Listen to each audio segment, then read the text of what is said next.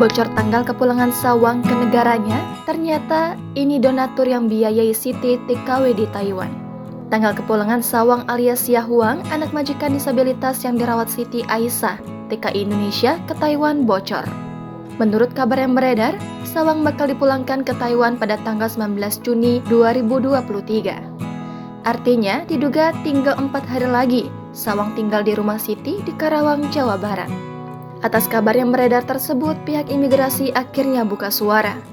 Dihubungi tribunnewsbogor.com, Kepala Kantor Imigrasi Kelas 1 Non-TPI Karawang, Berlian Gunawan, angkat bicara terkait beberapa isu soal kisah Siti dan Sawang. Termasuk soal isu Sawang bakal dipulangkan ke Taiwan bersama Siti. Diungkap Berlian, Siti dan Sawang belum pasti bakal ke Taiwan pada tanggal 19 Juni mendatang. Terlebih hingga kini, paspor Siti masih ditahan pihak imigrasi. Lebih lanjut, Berlian pun menjelaskan soal mekanisme saat Siti mendampingi Sawang di Taiwan. Ternyata yang meminta Siti ikut menemani Sawang ke Taiwan adalah pihak dari Teto yang di perwakilan Taiwan sendiri.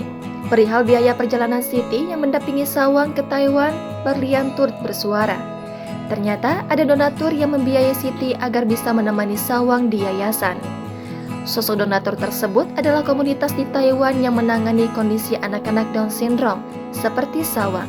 Jawaban pihak imigrasi tersebut seolah diberikan guna mematahkan isu yang beredar.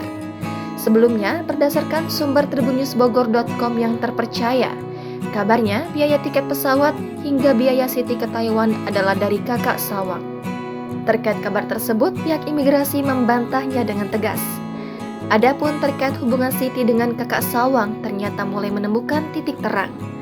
Semula abai, kakak kandung Sawang sudah mulai bisa dihubungi Siti. Jangan lupa subscribe, share, komen, dan like ya!